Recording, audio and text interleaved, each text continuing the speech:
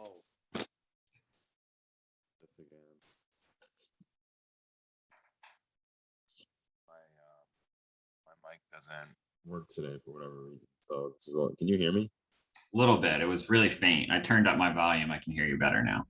Oh, okay. What if I just we can hear you better.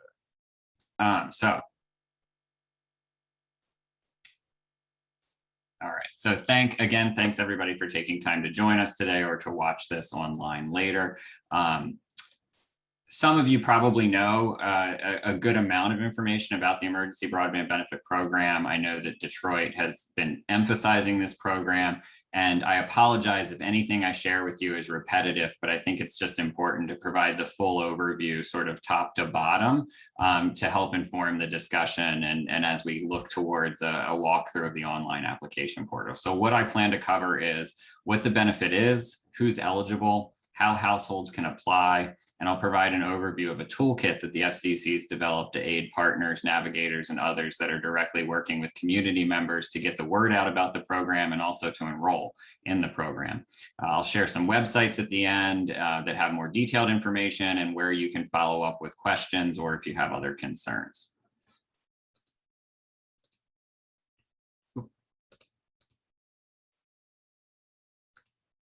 Sorry. Okay, so who's eligible or what is the benefit?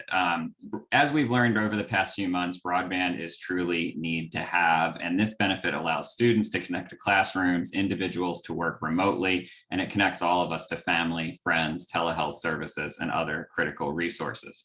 The benefit provides eligible households with up to a $50 per month discount for broadband services, including associated equipment rentals, such as a modem, up to a $75 a month discount for households that are located on tribal lands, and a one-time discount of up to $100 a month up to $100 for a laptop, desktop computer, or tablet purchased through a participating provider if the household contributes more than $10 and less than $50 towards the purchase. It's important to note that the connected device must be provided by the same provider that the eligible household is receiving discounted broadband service from as part of the Emergency Broadband Benefit Program.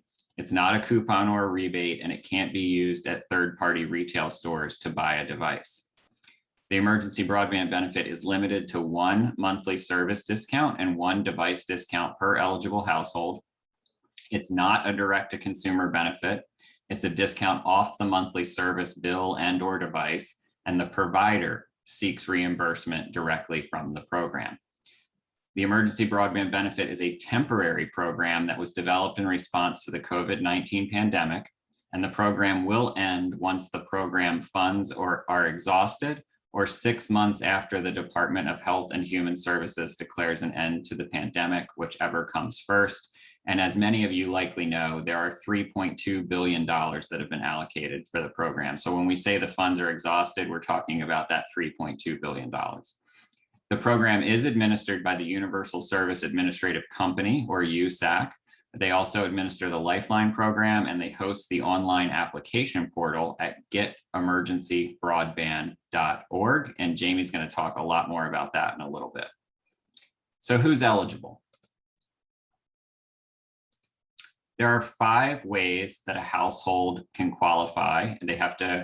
There are eligibility categories. If you fall into one of those, then the household does qualify. So if a member of a household is eligible, if the household meets one of these criteria, someone in the home has an income that is at or below 135% of federal poverty guidelines, or participates in certain assistance programs such as SNAP, Medicaid, or Lifeline, and I'll talk a little bit more about Lifeline in a minute. If someone in the household has received a Pell Grant in the current award year, if anyone in the household is approved to receive benefits under the free and reduced school lunch or breakfast program, including through the USDA community eligibility provision, and that's for either the 2019-2020 or 2020-2021 school years.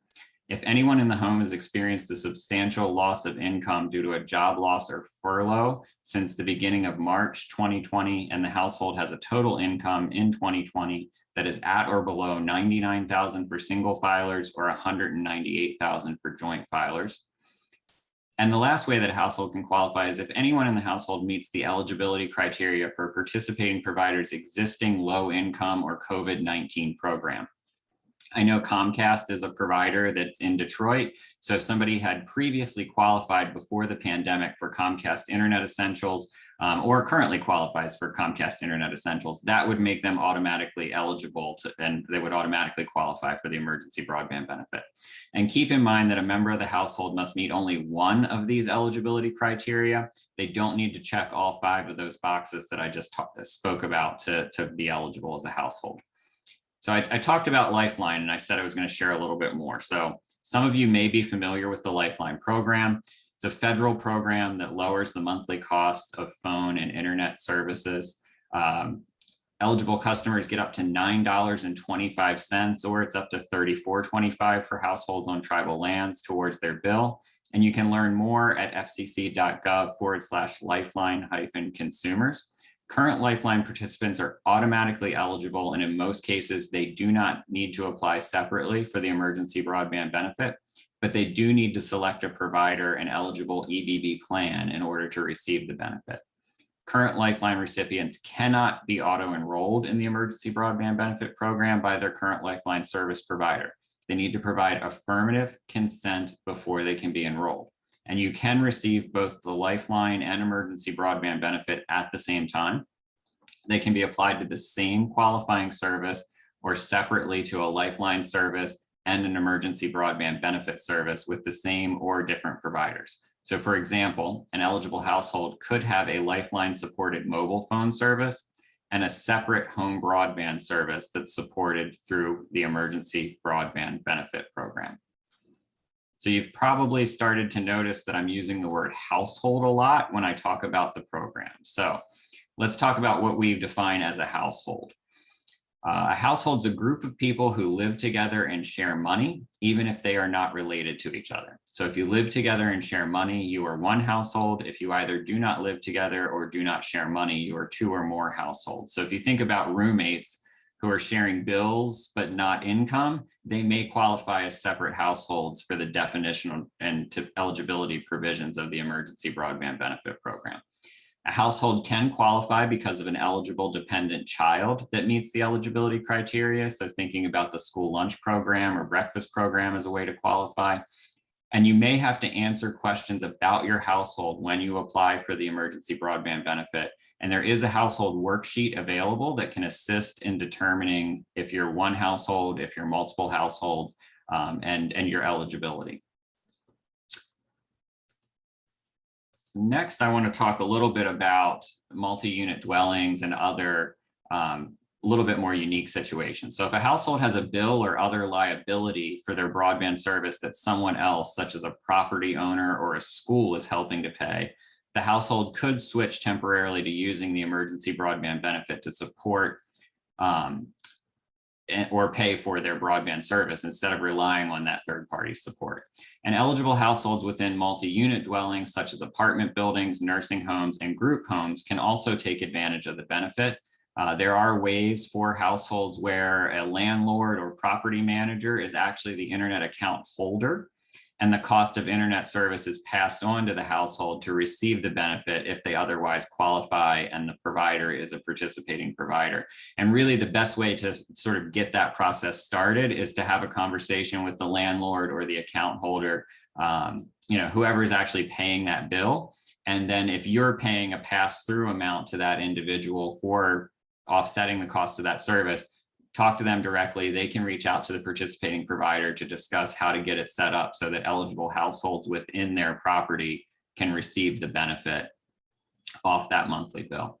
You can learn more about how the program defines a household by visiting getemergencybroadband.org under Do I Qualify and What is a Household? Next, we're going to talk about enrollment. So the program opened for enrollment on May 12th, and there are 3 ways to apply for the emergency broadband benefit. Again, it is a temporary program developed in response to the pandemic, and the program will end once the funds are exhausted or 6 months after the Department of Health and Human Services has declared an end to the pandemic.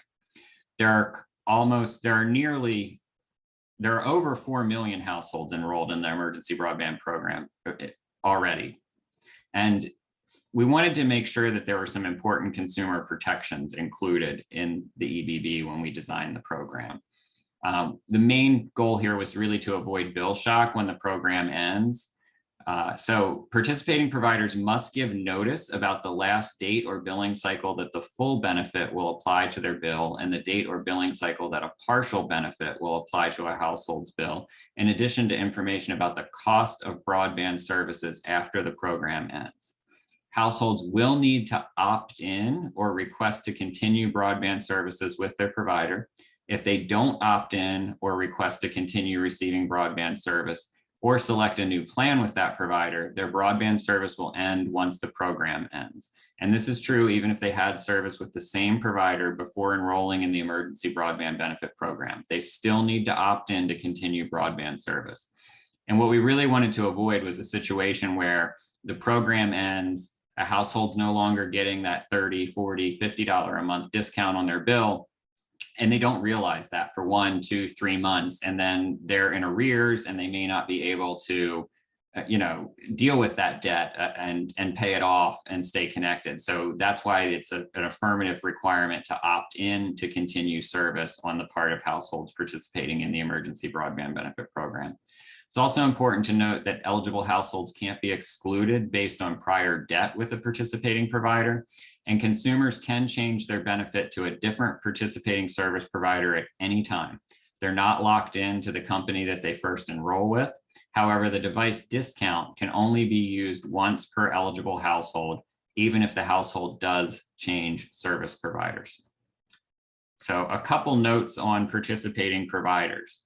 We currently have over 1,150 providers across the country that are participating, and many of them are in the state of Michigan.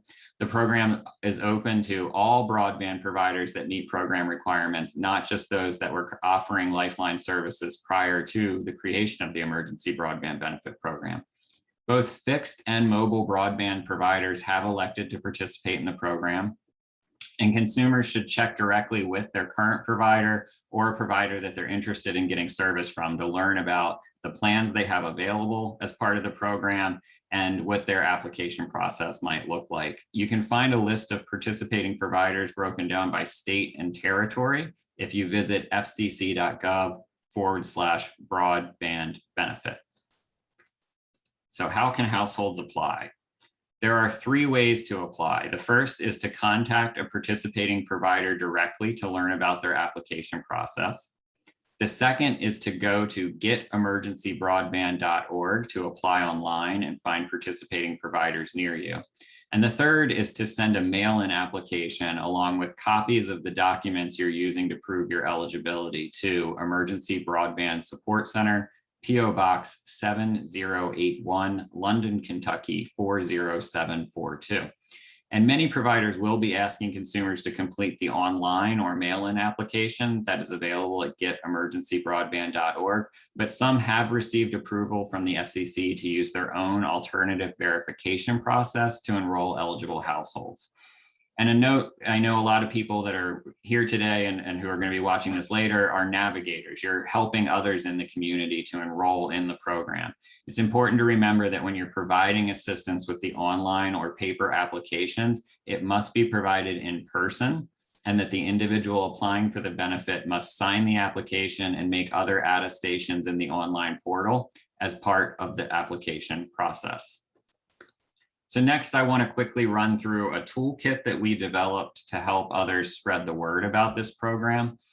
So we knew launching a program like this while we were in a pandemic was going to require us to work with trusted local voices and outreach partners that know their communities and have those direct touch points in order to drive awareness and make sure that we're building enrollment.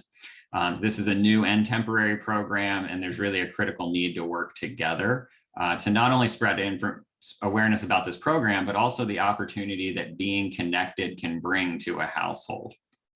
So our toolkit's a collection of social media content, printables, and other tools that are designed to assist community partners, grassroots organizers, navigators in raising awareness about the program. The goal was really to create easy to use materials that partners and others that serve local communities can grab and quickly make use of. The tools are available for public use. They're downloadable, they're free, they can be co-branded, put into your own voice, you can customize them, add localized information to the back of a one-pager about participating providers and other ways that make sense for customizing for your audience. You can find the toolkit at fcc.gov/broadband benefit.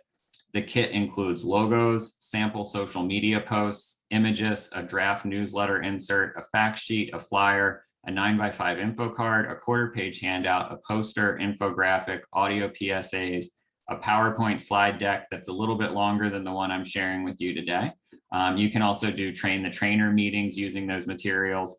And we have videos, a short English video, a Spanish video, a video in American Sign Language that explain the high-level information about the program. Most all of the toolkit materials are in English and Spanish. The fact sheet, the 9x5 info card, and the quarter-page handout are also available in Arabic, Amharic, Burmese, traditional Chinese, simplified Chinese, French, Haitian Creole, Korean, Portuguese, Russian, Somali, Spanish, Tagalog, Vietnamese. And we can create Braille, large print, or audio accessible versions of content if you send an email to fcc504@fcc.gov. So once we get your request, we can work with you to fulfill that. Again, take these materials, share them widely. I do want to flag that just late last week, we added a whole section of back to school themed materials to our toolkit. So there are flyers and other, program promotional materials that talk specifically about qualifying through the school free and reduced school and lunch and breakfast programs. There's also a Pell Grant specific flyer that talks about, making sure people who receive Pell Grants are aware as we head to back to school. We really view, and I'm sure that many of you agree, that having access to broadband, whether you're in person in school, whether you're remote in school, or whether you're in a hybrid model, no matter how you're taking classes, having home access to broadband is a critical tool for success. So I hope you'll look at the back to school materials and spread those around as well. So lastly, I'm going to just run through a couple of resources. The FCC's Emergency Broadband Benefit consumer information page is fcc.gov/broadband benefit. To find the application and to apply online, you can go to getemergencybroadband.org. There is a toll-free hotline that you can call with questions, and that's available 7 days a week from 9 a.m. to 9 p.m. Eastern Time, and that's 833-511-0311. And you can also reach out to Broadband Benefit at fcc.gov with other questions that you might have or requests for information. We're here, we're happy to help. And with that, I will turn it over to Jamie to do a walkthrough of the online application portal. Thanks, Ed. I am going to share my screen. And I'm going to walk you through the application process. And prior to today, we got some feedback that a lot of you guys are using the mobile application.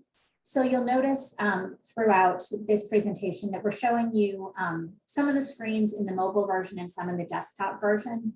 They are very similar, just shrunk down to work on mobile. But we did want to have both of those examples. So as Ed mentioned, to get started, you can visit emergencybroadband.org. And then if you scroll about halfway down the page, you'll see this blue Apply Now button. And if you click that button, it takes you immediately to the first page of the EBB application. And the first information that we'll collect is the consumer's first name, their date of birth. And again, when you're entering your name, that should be your legal name, so not a nickname or I generally go by my middle name, like put your first name in the first name spot. You don't need a middle name, but you do need your last name. And then the date of birth will be in the month, day, and then 4-digit year approach. So still on that first screen, you're going to enter your home address. And one thing that's important to keep in mind is that this should be the residential address where the consumer will be receiving service. So if that is not a mailing address, they will have an opportunity later in the process to give us a mailing address. But for this home address section, it should be their residential address. As Ed talked about, you can qualify for this program yourself as an individual or through a child or dependent who lives in the household. So we do ask you if you are qualifying for yourself or through a child or dependent. And this just lets us know what information we should be collecting. If you're qualifying through a child or dependent, we need both the applicant's information and the child or dependent's information. If you're applying just for yourself, you only need to give us your information. So that then will take you to a screen where we need to verify your identity. And there are 3 different ways that applicants can verify their identity. So the first is by providing the last 4 digits of a social security number. Unlike some other programs, and particularly Lifeline in the EBB program, applicants do not need to have a social security number to apply for the program. Although if consumers do have a social security number, we encourage them to use that. It just allows us to take them through the process a bit more quickly because they do not need to submit documents and then go through that document review process.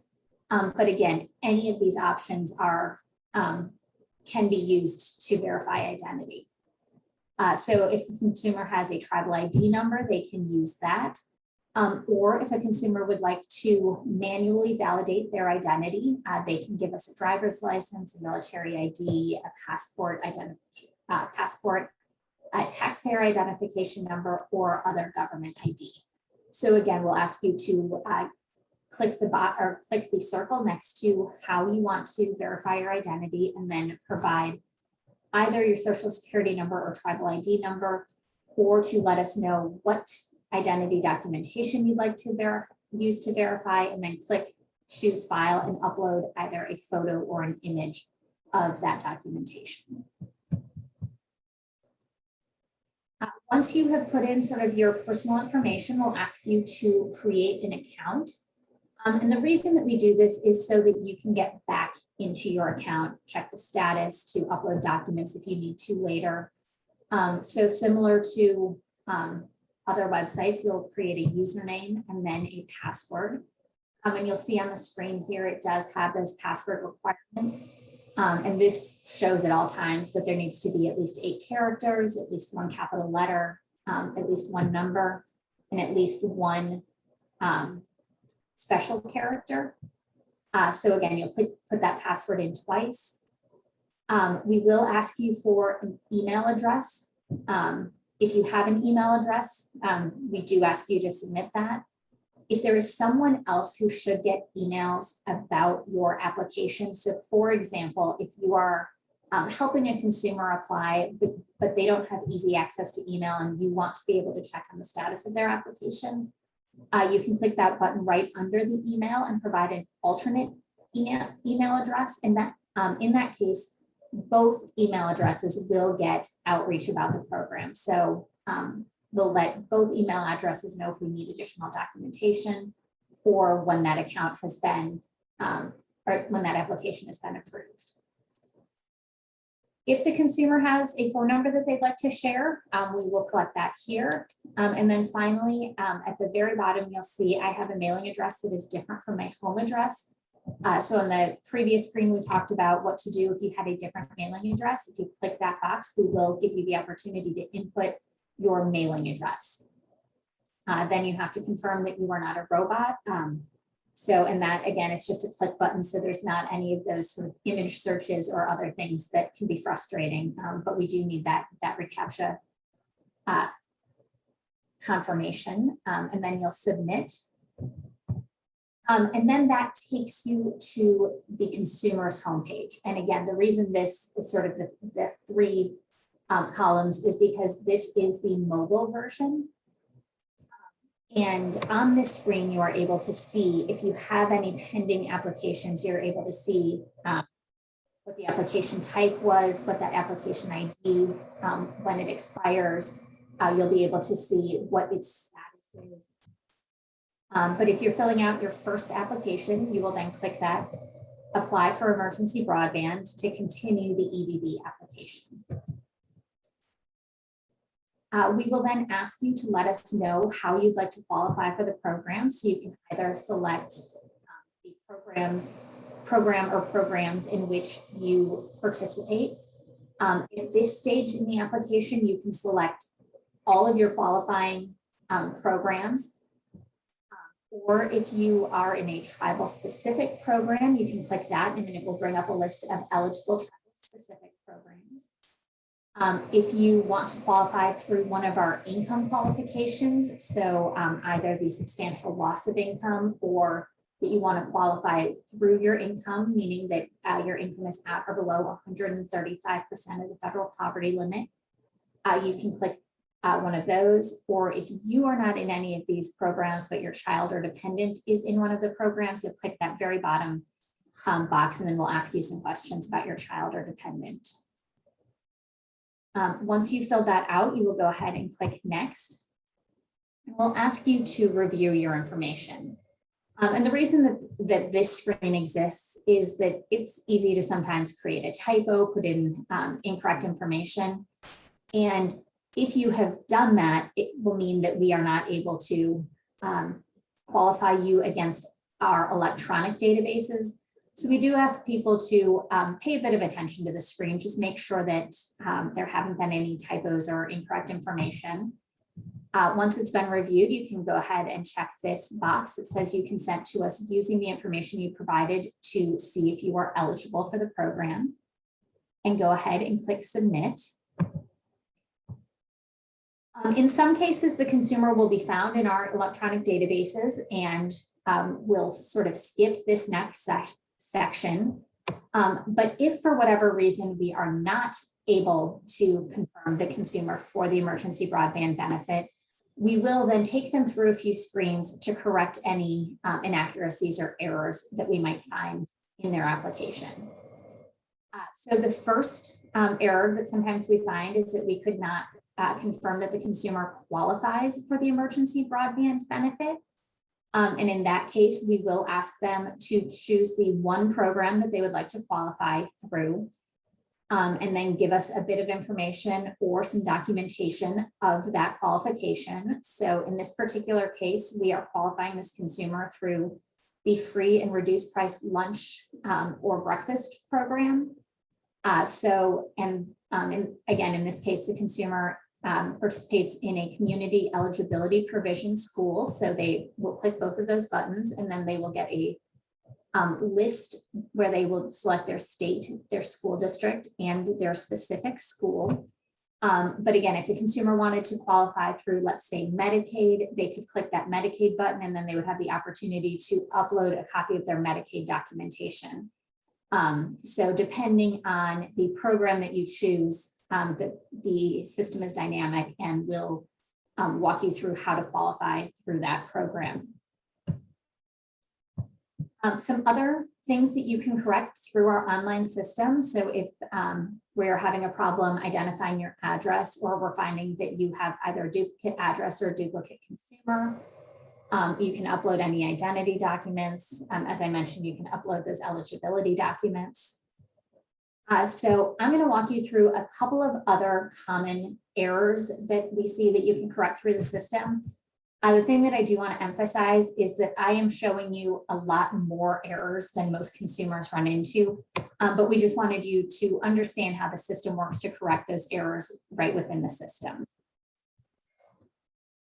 So the second error that sometimes consumers get is that we cannot find their address in AMS, which is the U.S. Postal Service address matching system. So in that case, we ask the consumer to use this map to scroll in. So using those plus or minus buttons, you can scroll in till you get to a version where you can sort of visually see your address. And it will go all the way down to a street view if needed. So you can just go ahead and drop a pin on that address, and that will give us the consumer's latitude and longitude. If for some reason the consumer knows their latitude and longitude, they can also just enter that information right in. But in most cases, it's easiest to just scroll in on the map and drop that pin. Another error that we sometimes run into is that multiple people at the same physical address have applied. We do understand, and as Ed walked through, that there are some, sometimes more than one person can be living at an address, but they can be individual economic households. So we do take you through a questionnaire where the consumer can determine if they are an independent economic household. So to go through this, you will just answer the questions about if you share income or expenses.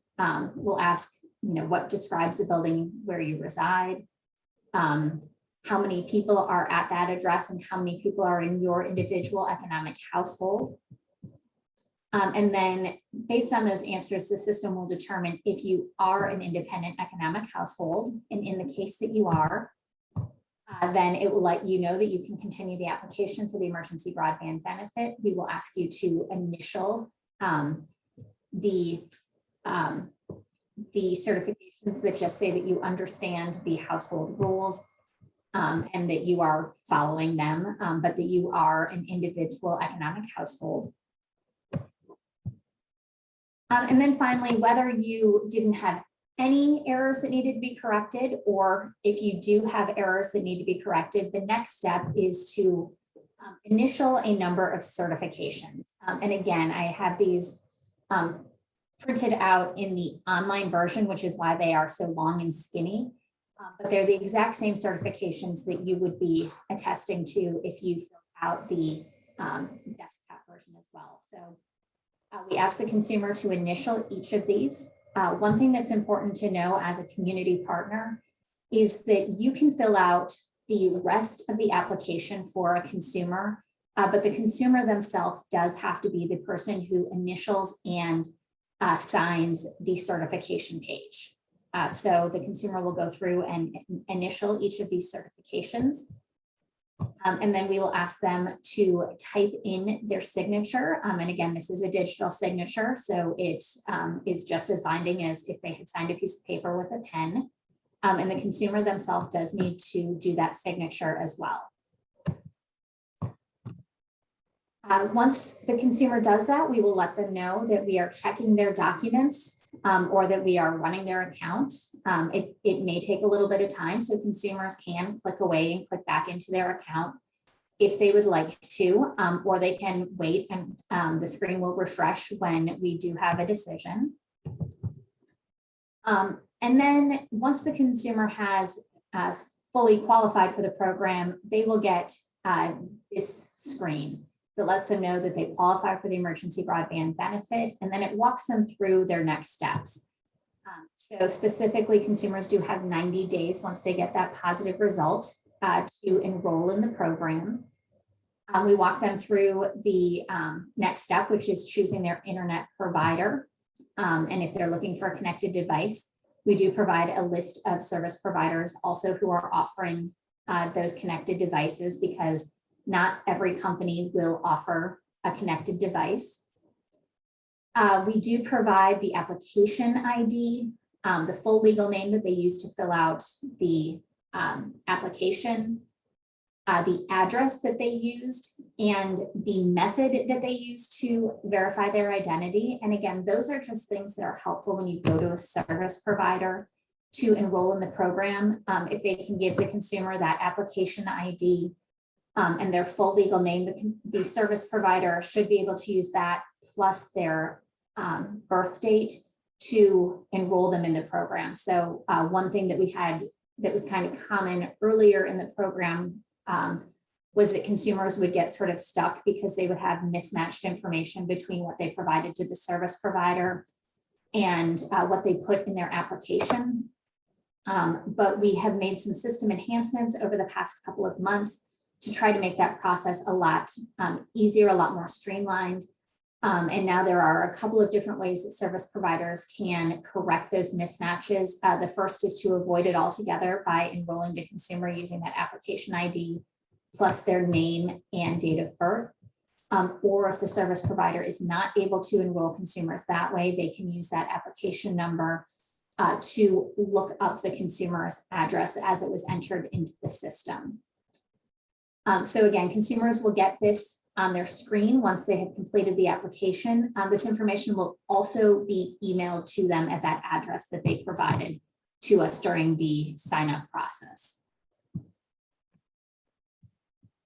So all of that information was about the digital or the electronic application process.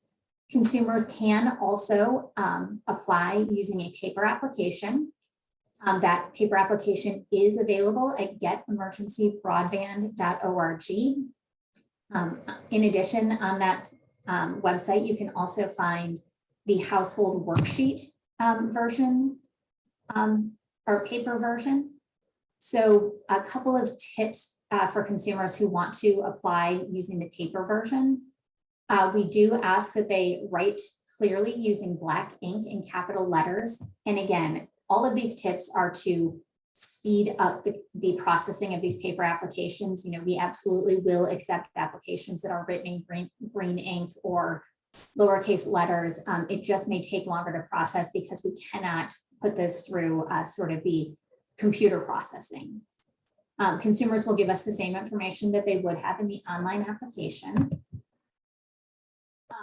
Once again, consumers must initial certifications and sign the forms themselves, even if someone helps them complete the application.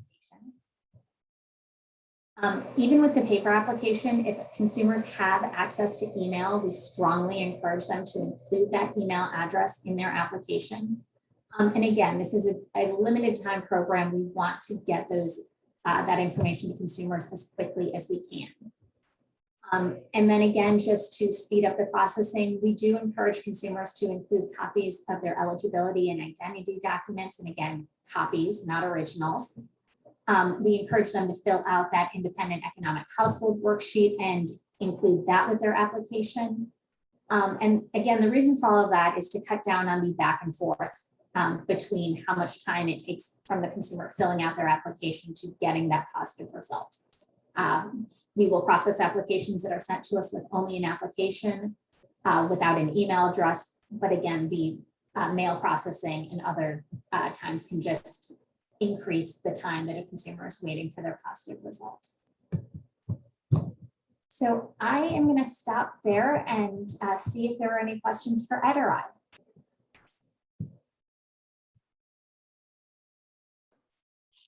Well, I first and foremost want to say thank you all both for sharing that information. The way that this can live in our Connect Through and Through website can not only inform some of the local practitioners, but folks who are obviously even tuning in. I have a question on the paper application because Ed, thank you for sending all the applications. They are in my office right now. I have 5,000 of them. And I guess I'm looking at, you know, I have one application in front of me now. So someone's going to complete this and they are going to attach or at least print off the supportive documents. And then they're just going to mail it in one envelope to exactly the address that you're talking about. Perfect. Okay. Exactly. Yep. Okay.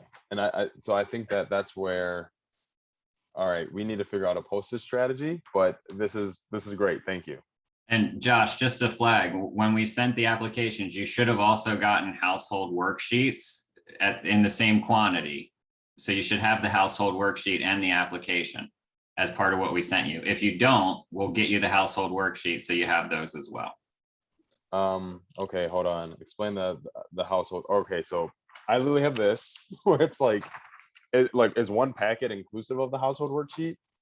Or is this just the application itself and the household worksheet being separate?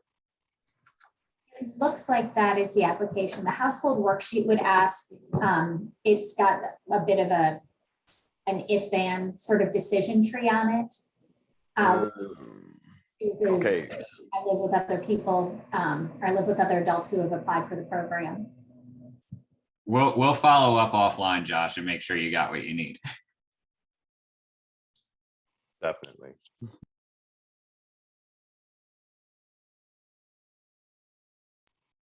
All right, I know that Susie, I saw her take her self off of mute for a second, and then I know that she had to jump at 1:15. So I apologize on her behalf for asking that question. For the other folks who are on the line, I know we have about 10 minutes left. Are there any other questions that we have that we need to ask as relates to this before I shut this recording off? Okay, Harvey, you raised your hand.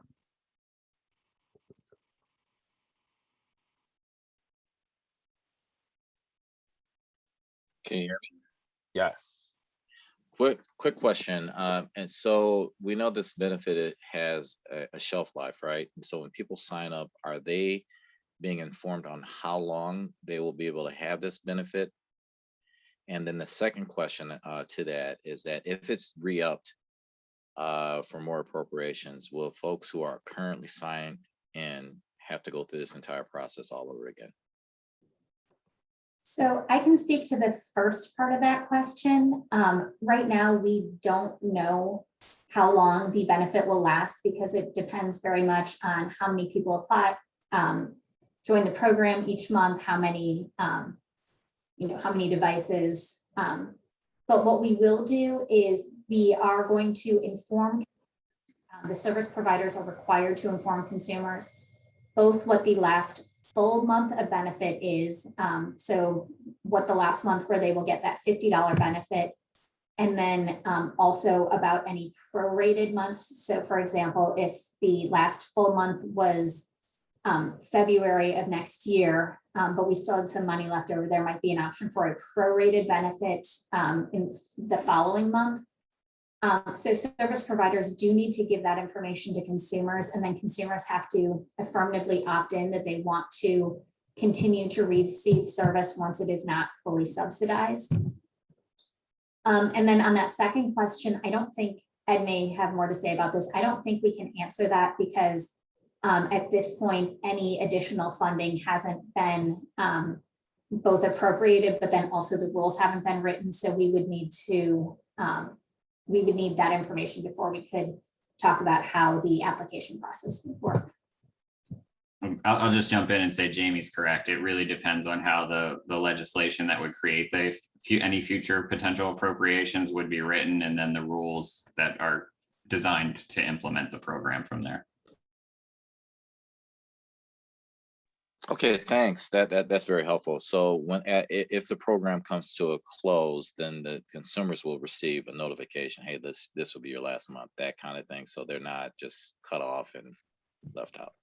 That's correct. But I would add, consumers also will need to make an affirmative choice in that final month to continue service with the provider. So the provider would not only tell them this is the last month, but they'll need to work with that provider to choose to continue broadband service. Otherwise, their service will end. And that's, again, designed to prevent unexpected, sort of bill shock where the discount is no longer on the bill and people are accumulating debt that they weren't anticipating.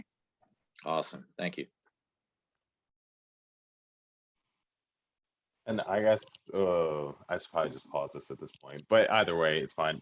I guess the question, I know that you kind of alluded to it, that Harvey was asking around, because I know that in the infrastructure bill, there is a subsidy portion of that. I want to say it's like the New Connected Americas Act or something like that. But either way, that it's a continuation of this in some way. Not in the sense that it's the same EBB setup, though it's a temporal one, not temporal one. I believe it's a $30 a month subsidy instead of 50. With that being said, if we do have folks who are verified and are going through this process of being verified, they will then, we won't have to re-verify them. They already, USAC already has their information on record, and that would almost just be them just maybe verbally opting in or just automatically being opted in because they're already verified. And maybe that's not a question that can be answered right now. I understand that, but that would kind of help us, plan for the future, the very near future when this money does run out. I'm assuming by the beginning of next year. The feedback's helpful, and I think we can share that with folks who will be involved if and when that, does become, legislation, so to speak, or get finalized and made into law. Yeah, there's been a lot of obviously resource allocation and planning and everything that went into signing up all these households. And so that's just something where, again, on the feedback part, from a local community standpoint, I would just want to stress that it's not easy getting folks engaged like this. And then if we have to re-engage them on something that is just 1 inch over, that is going to be very, very frustrating on our end, for which I know that you all understand that, but I have to articulate that feedback as much as possible. But if there are any other questions, I want to, again, on behalf of our larger Connecting Earth ecosystem in the city of Detroit, thank both you, Jamie, and Ed for hopping on this call. This has been a real educational experience for us. And, Ed specifically, I know that we've had several meetings now and points of contact and correspondence. And it's just really great to see ways that government can communicate with one another. I don't take that lightly. I think it's just a really great thing to have. And so I appreciate the time, the knowledge and energy that you all have exuded upon us today related to this benefit. And we will be adding this to our Connect Through and Through website too. So for folks who are on this call who want to know where this is going to live, it's going to live in our Connect Through and Through website. And for the folks who I'm going to see at 2 o'clock, I will see you at our next community conversation. And to Ed and Jamie, thanks again for joining us today. Thanks for having us. And I would say, please keep the dialogue going. We want to continue to work with you, your partners, and your community to find out how we can improve, what we can do differently, and ultimately make sure that everybody gets connected.